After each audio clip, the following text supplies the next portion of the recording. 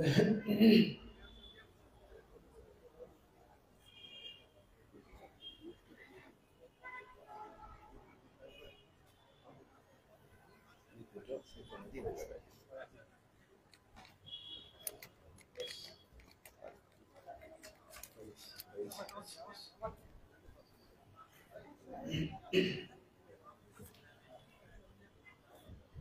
عليكم ورحمة الله وبركاته. الحمد لله رب العالمين، نحمده ونستعينه ونستغفره ونعوذ بالله من شرور أنفسنا ومن سيئات أعمالنا، ومن يهده الله فلا مضل له ومن يضلل فلا هادي له، وأشهد أن لا إله إلا الله وحده لا شريك له، وأشهد أن محمدا عبده ورسوله. يا أيها الذين آمنوا اتقوا الله حق تقاته ولا تموتن إلا وأنتم مسلمون. أما بعد، فأعوذ بالله من الشيطان الرجيم. بسم الله الرحمن الرحيم. قل إن كنتم تحبون الله فاتبعوني يحببكم الله ويغفر لكم ذنوبكم والله غفور رحيم. وصح عن النبي صلى الله عليه وسلم أنه قال: كل أمتي يدخلون الجنة إلا من أبى. قيل يا رسول الله ومن يأبى؟ قال: من أطاعني دخل الجنة ومن عصاني فقد أبى. رواه البخاري.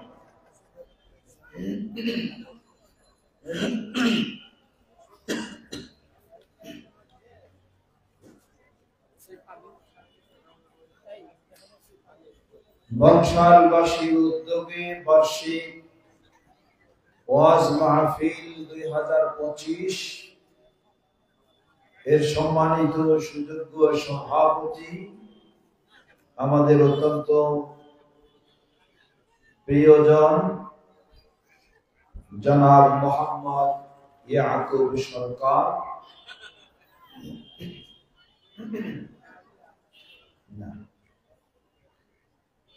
আজকের এই মহতী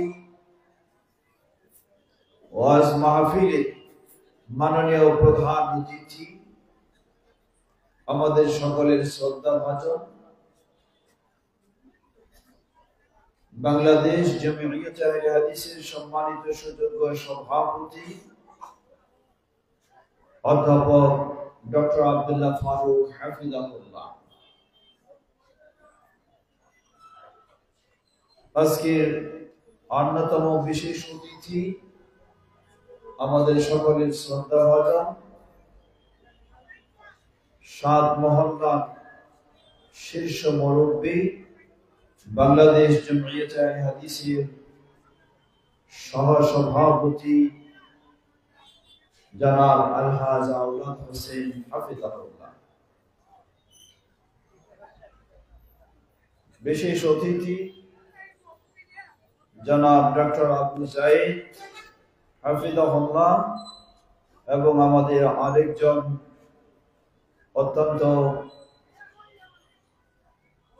সচেতন সক্রিয় ব্যক্তি জনাব ইসহাক সরকার হাফিজাহুল্লাহ। মঞ্চে উপবিষ্ট রয়েছেন বাংলাদেশ জমিয়ত আহলে হাদিস ঢাকা মহানগর দক্ষিণের সম্মানিত সুযোগ্য সভাপতি জনাব আনোয়ারুল ইসলাম জাহাঙ্গীর হাফিজাহুল্লাহ, এবং মহানগর জমিয়তের অন্যান্য দায়িত্বশীল বৃন্দ, আজকের এই মাহফিল পরিচালনা কমিটির ব্যবস্থাপনা কমিটির সম্মানিত দায়িত্বশীল বৃন্দ, উপস্থাপক বৃন্দ, আমার সামনে সমবেত বয়োজ্যেষ্ঠ বয়কনিষ্ঠ প্রাণপ্রিয় দিনী ভাই ও পর্দানের মা বোনেরা, শুরুতে আবারও প্রশংসা জ্ঞাপন করছি সেই আল্লাহ সুবহানাহু ওয়া তাআলা, যার বিশেষ তৌফিকে আমরা আজকে এই বংশাল রোডে, মনে হয় আমার জানা নেই কিন্তু যতটুকু মনে হচ্ছে কত বছর পর 97 সালে হয়েছে, প্রায় 25 বা 28 বছর পর আজকের এই সম্মেলনে যারা ভূমিকা রেখেছেন, আয়োজন করেছেন, এতদিন পর এই দায়িত্ব পালন শুরু করেছেন, সবাইকে আমার পক্ষ থেকে, বাংলাদেশ জমিয়তে আহলে হাদিসের পক্ষ থেকে জানাচ্ছি কৃতজ্ঞতা, মোবারকবাদ। যারা যেভাবে সহযোগিতা দিয়েছেন, দোয়া করি আল্লাহ সকলকে জাযায়ে খায়র দান করুন। বিশেষ করে আশপাশে সব আবাসিক এলাকা, তারা ধৈর্য সহকারে এই ওয়াজ মাহফিলে সুযোগ করে দিয়েছেন, এই জন্য প্রতিটি ভাষার সকলকেও কৃতজ্ঞতা জানাচ্ছি। সেই সাথে আল্লাহ রাব্বুল আলামিনের কাছে দোয়া করছি, আল্লাহ এই মাহফিলের মাধ্যমে এই এলাকাবাসীর প্রতি আল্লাহ বিশেষ রহমত নাযিল করুন এবং সকলকে এই মাহফিলের মাধ্যমে দিনের পথে আরো উদ্বুদ্ধ হয়ে অগ্রসর হওয়ার তৌফিক দান করুন। আমার বক্তব্য শুরুর আগে সকলে জানি এমন একটি বিষয় স্মরণ করে দিচ্ছি, আগামী কাল থেকে শুরু হবে ফেব্রুয়ারি মাস। ফেব্রুয়ারি মাসের 7 এবং 8 তারিখ, কত তারিখ? 7 এবং 8 তারিখ দুদিন ব্যাপী বাংলাদেশ জমিয়তে আহলে হাদিসের ইন্টারন্যাশনাল কনফারেন্স সেই আশুলিয়া বাইপাইলে অনুষ্ঠিত হতে যাচ্ছে ইনশাআল্লাহ, যেখানে সৌদি আরব থেকে, কুয়েত থেকে, ইমারত থেকে, বাহরাইন থেকে, ইন্দোনেশিয়া থেকে, পাকিস্তান থেকে, ভারত থেকে, নেপাল থেকে বিশিষ্ট ইসলামী স্কলারগণ এবং দেশীয় বিশিষ্ট ইসলামী স্কলারগণ প্রায় সকলেই সেখানে দুদিন উপস্থিত থাকবেন। আপনাদের সকলকে আমি বিশেষভাবে সেই সম্মেলনে উপস্থিত হওয়া এবং সার্বিকভাবে সহযোগিতা দিয়ে সেই সম্মেলনকে সফল করার আহ্বান জানাচ্ছি। আল্লাহ আমাদের সকলকে সে তৌফিক দান করুন। ফিরে আসি, রাত অনেক গভীর হচ্ছে, মাননীয় প্রধান অতিথি উপস্থিত হয়ে গেছেন, তার মূল্যবান বক্তব্য শুনব। আমাদের আজকের একজন আলোচক সাহেব ডক্টর মুজাফফর বিন মহসিন সাহেব, তিনি হয়তো কাছাকাছি পৌঁছে যাচ্ছেন, তারও আলোচনা শুনবো, এই জন্য খুব দীর্ঘ নয়। আমাকে একটি বিষয়ের কথা স্মরণ করে দেওয়া হয়েছে, সেই বিষয়কে সামনে রেখে কিছু কথা বলার চেষ্টা করব ইনশাআল্লাহ। আজকের এই মাহফিলে যে বক্তব্যগুলি শুনেছি এবং শুনব, সব থেকে যেন আমরা উপকৃত হতে পারি, আল্লাহ আমাদের সকলকে সে তৌফিক দান করুন। আমাকে বলা হয়েছে বিষয় রাসূলুল্লাহ সাল্লাল্লাহু আলাইহি ওয়াসাল্লামের সুন্নাহ অনুসরণের গুরুত্ব ও 4 ইমামের অবস্থান। আমি মনে করি বিষয়টি অত্যন্ত গুরুত্বপূর্ণ এবং মানব জীবনে একটি অপরিহার্য বিষয়। বলা হয় আস-সুন্নাহ হিয়া সাফিনাতু নূহ। সুন্নাহ হলো নূহ আলাইহিস সালাতু ওয়াস সালামের সেই মহাপ্লাবনের সময় যেমন তার সেই কিস্তি বা নৌকা ছিল, অর্থাৎ মুক্তির একটি মাত্র পথ ছিল, ঠিক সুন্নাহ হলো ইসলামে এমনই একটি বিষয়, আমরা যদি ইসলামের মাধ্যমে মুক্তি পেতে চাই তাহলে রাসূলুল্লাহ সাল্লাল্লাহু আলাইহি ওয়াসাল্লামের সুন্নাহর বিকল্প পথ নাই। অবশ্যই সুন্নাহকে আঁকড়ে ধরতেই হবে। বিশেষ করে বর্তমান প্রেক্ষাপটে নানাবিধ ষড়যন্ত্রের আমরা সম্মুখীন হচ্ছি। কিছু মানুষ বিভ্রান্তি ছড়াচ্ছে, তারা বলে এই যুগে আর হাদিস মানার সুযোগ নেই। বলে কেন? বলে দেখেন, উনি বলেন এই হাদিস জাল, উনি বলেন এই হাদিস দঈফ, উনি বলেন এই হাদিস সহিহ। সুতরাং হাদিসের মাঝে অনেক সমস্যা, আর এই সমস্যা সাধারণ মানুষ কখনো সমাধান করতে পারবে না। তাই মানতে হবে সেটা যার মাঝে কোনো জাল নেই, কোনো দঈফ নেই, শুধু সহিহ রয়েছে, তা হলো আল কোরআন। আমরা বলবো এটি এমন একটি কথা যাকে বলা হয়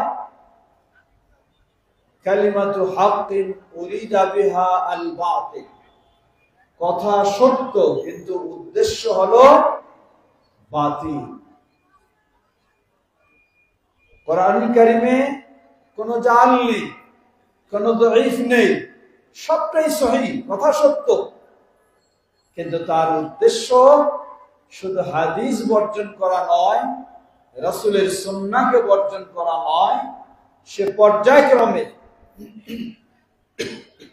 আপনাকে ইসলাম থেকে বের করে নেবে। সে কোরআনও আপনাকে মানতে দেবে না, কিন্তু প্রাথমিক পর্যায়ে আপনাকে কোরআনের দোহাই দিয়ে আপনাকে এই ভ্রান্ত পথে সে আহ্বান জানায়। আমরা বলবো এই ভ্রান্ত শ্রেণীকে কোনো সন্দেহ নেই, যারা বলবে শুধু কোরআন মানতে হবে, রাসূলের সুন্নাহ বা হাদিস মানা যাবে না, মানার সুযোগ নেই, এক বাক্যে আপনি তাকে বলবেন তার পক্ষেও কখনো মুসলিম হওয়ার সুযোগ নেই, সে মুসলিম হতে পারে না। মুসলিম হলে অবশ্যই তাকে কোরআনের সাথে রাসূলুল্লাহ সাল্লাল্লাহু আলাইহি ওয়াসাল্লামের সহিহ হাদিস বা সহিহ সুন্নাহকে মানতেই হবে, এটি কোরআনের নির্দেশ। এমন অসংখ্য কোরআন কারীমে দলিল আল্লাহ রাব্বুল আলামিন বিভিন্ন সূরায় উল্লেখ করেছেন। আল্লাহ রাব্বুল আলামিন বলেন وَمَن يُطِعِ اللَّهَ فَقَدْ أَطَاعَ وَمَن يُطِعِ الرَّسُولَ فَقَدْ أَطَاعَ اللَّهَ وَمَن يُطِعِ الرَّسُولَ, যে রাসূলকে মানবে, রাসূলকে অনুসরণ করবে, রাসূলকে মানা মানে রাসূলের হাদিসকে মানা, রাসূলের সুন্নাহকে মানা, ফাকাদ আতা আল্লাহ, সে যেন পক্ষান্তরে কাকে মানলো? আল্লাহকে মানলো। তাহলে যদি এটা হয় যে রাসূলকে মানবে বা রাসূলের হাদিসকে মানবে, সে যেন পক্ষান্তরে প্রকারান্তরে আল্লাহকেই মানবে, তাহলে বিপরীতটা কি হবে? যে রাসূলের হাদিস মানবে না, রাসূলের সুন্নাহকে মানবে না, সে যেন প্রকারান্তরে কাকে মানে না? আল্লাহকেই মানে না। সে যেন প্রকারান্তরে আল্লাহকেই মানে না। সুতরাং যারা বলবে হাদিস মানা যাবে না, সুন্নাহ মানা যাবে না, আপনি এক বাক্যে মনে করবেন তারা আল্লাহকেও মানে না, ইসলামকেও মানে না, কোরআনকেও তারা মানে না। যদি কোরআন মানত তাহলে বাধ্য কোরআনের নির্দেশে তাদেরকে রাসূলের হাদিস মানতেই হবে।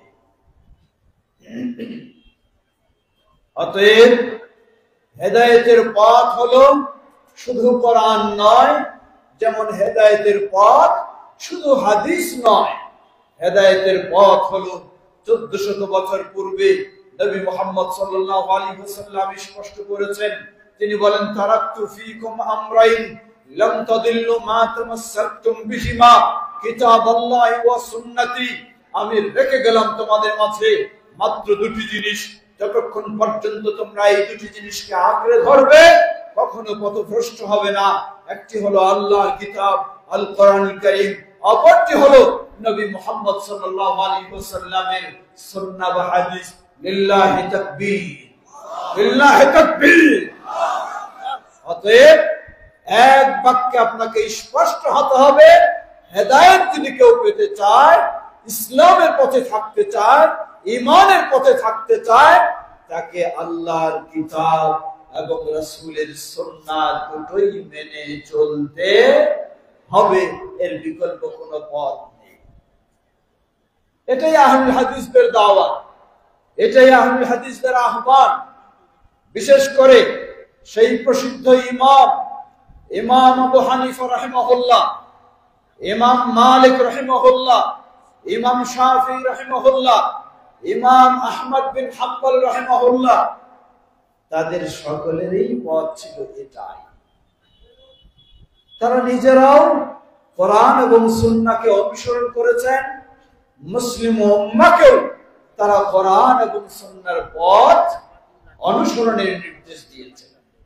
কিন্তু আজকে আফসোসের সাথে বলতে হয়, আজকে মুসলিমেরা বিভিন্ন দলে উপদলে, বিভিন্ন মাযহাবে উপমাযহাবে, বিভিন্ন তরিকায় উপতরিকায় বিভক্ত হয়ে আজকে নিজেদেরকে দুর্বল করে ফেলেছে। কেউ বলি আমি ইমাম আবু হানিফার অনুসারী, কেউ বলি ইমাম মালিকের অনুসারী, কেউ বলি ইমাম শাফিঈর অনুসারী, কেউ বলি ইমাম আহমদ বিন হাম্বলের অনুসারী। মনে রাখবেন, ইমাম আহমদ বিন হাম্বলের এই কথা কখনো বলেননি, তার অন্ধ অনুসরণের ইমাম আবু হানিফাও বলেননি, ইমাম মালিকও বলেননি, ইমাম শাফিঈও বলেননি, বরং তারা নিজেরাও তাদের জীবনে কোরআন সুন্নাহর অনুসরণ করেছেন এবং মুসলিম উম্মাহকে কোরআন সুন্নাহর অনুসরণেই তারা নির্দেশনা দিয়েছেন। আজকে আহলুল হাদিসেরা সেই পথেই চলে, আহলুল হাদিসেরা সেই পথে আহ্বান জানায়। আহলুল হাদিসদের ভিন্ন কোনো আহ্বান নেই, আহলুল হাদিসদের ভিন্ন কোনো দাওয়াত নেই। আশপাশে যেমন এই বংশাল তথা 7 মহল্লার বৃহৎ 7টি মসজিদ, এর মুসল্লি যেমন আহলুল হাদিস, আশপাশে তেমন অন্য ভাইরাও রয়েছেন, হানাফি মাযহাবের অনুসারী ভাইরাও রয়েছেন। আমরা বলতে চাই, আপনারা মনে করবেন না আহলুল হাদিসেরা আপনাদেরকে ভিন্ন ভাবে, আহলুল হাদিসেরা আপনাদেরকে ভিন্ন মনে করে। বরং আমরা আফসোস করে বলতে পারি, আপনারা যদি সত্যি ইমাম আবু হানিফা রাহিমাহুল্লাহকে অনুসরণ করতেন, তাহলে আজকে আহলুল হাদিস আর হানাফির মাঝে কোনো পার্থক্য খুঁজে পাওয়া যেত না।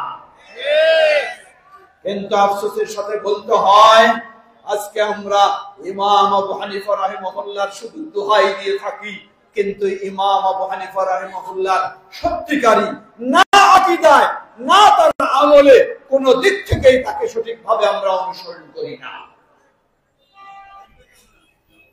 ছোট্ট কয়েকটি উদাহরণ পেশ করতে চাই। আকীদার ক্ষেত্রে লক্ষ্য করুন, সুন্নাহ কোরআন সুন্নাহর অনুসরণে ইমাম আবু হানিফা রাহিমাহুল্লাহর কি আকীদা ছিল, আর আজকে যারা ইমাম আবু হানিফা রাহিমাহুল্লাহর অনুসারী বলে নিজেদেরকে দাবি করি, তাদের আকীদা কোন পথে? ছোট্ট একটি গুরুত্বপূর্ণ প্রশ্ন, যেই প্রশ্নের সঠিক জবাব পেলে ঈমানদার হওয়া যায়, আর সঠিক জবাব না পেলে ঈমানদার হওয়া যায় না। এই প্রশ্ন আমার নয়, এই প্রশ্ন রেখেছেন 1400 বছর পূর্বে আমাদের প্রিয় নবী মুহাম্মদ সাল্লাল্লাহু আলাইহি ওয়াসাল্লাম। কোন মানুষকে ঈমানদার হিসাবে পরীক্ষা করার জন্য এই প্রশ্ন রেখেছেন আইনাল্লাহ, আল্লাহ কোথায়?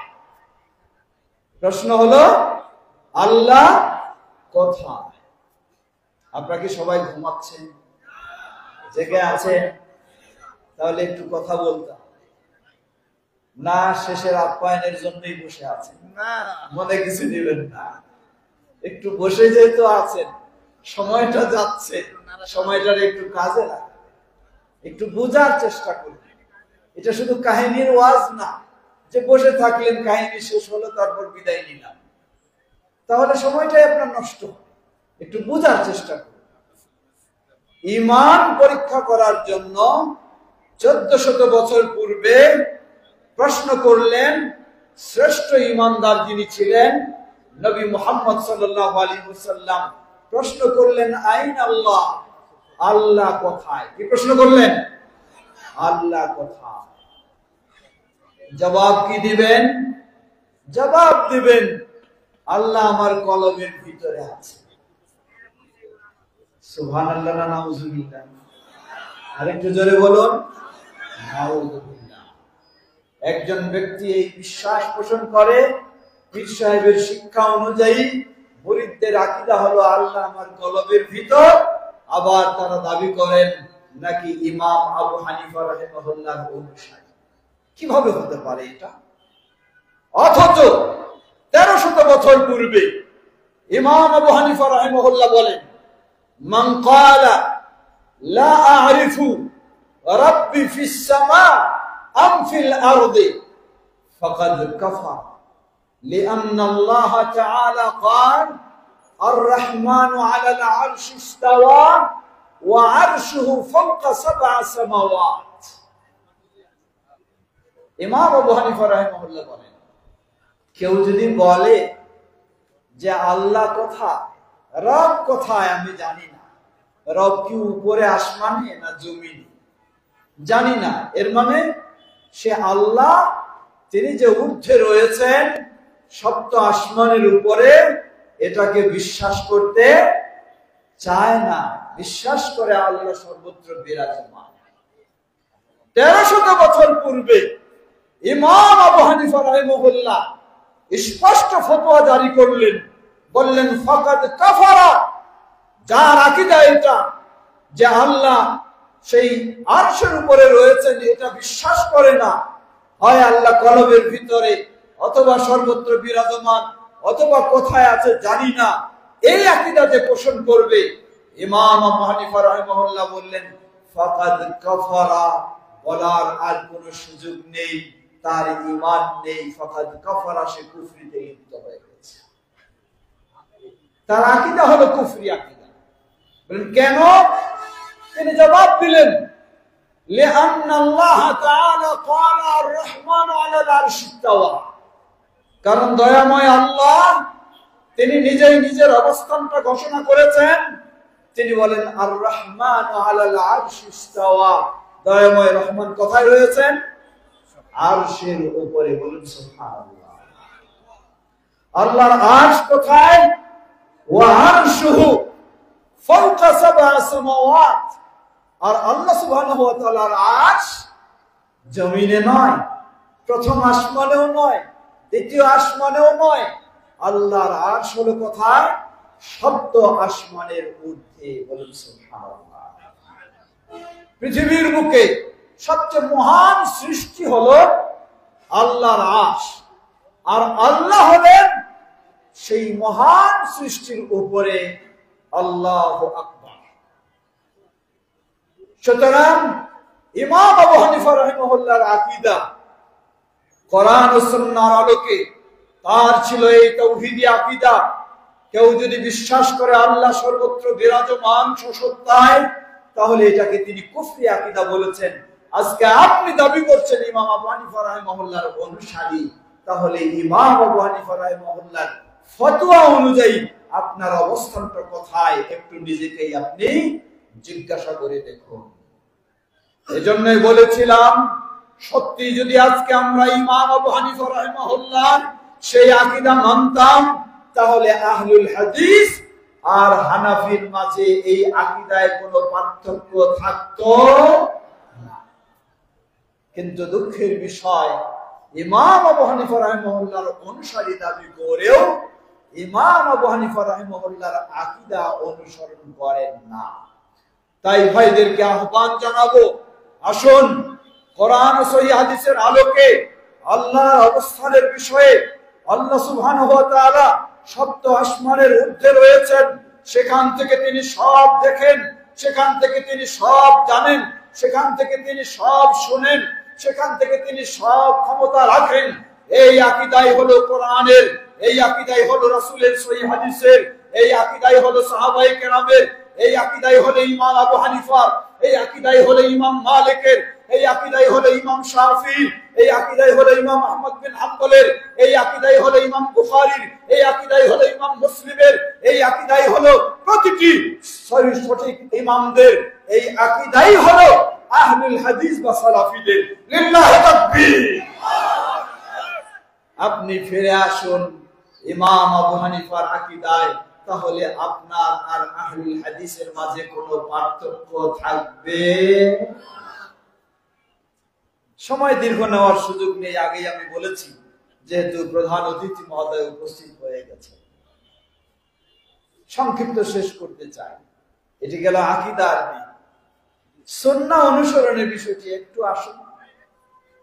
ইমাম আবু হানিফা রাহিমাহুল্লাহ কত গুরুত্ব দিয়েছে এ মর্মে আল্লামা আব্দুল্লাহিল কাফি আল কুরাইশি রাহিমাহুল্লাহর একটি বই, ফিরকা বন্দি বনাম অনুসরণীয় ইমামদের নীতিমালা, বইটি পড়ার চেষ্টা করবেন।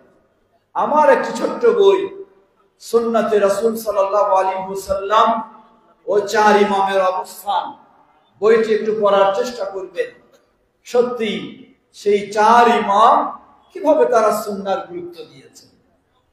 ইমাম আবু হানিফা রাহিমাহুল্লাহ প্রসিদ্ধ ছাত্র ইমাম আবু ইউসুফ, ইমাম আবু ইউসুফকে ইমাম আবু হানিফা রাহিমাহুল্লাহ শক্তভাবে সতর্ক করছেন, বললেন, ইয়া আবা ইউসুফ ইয়াকা ওয়াল কাওলা ফি দীনিল্লাহি বির-রায়।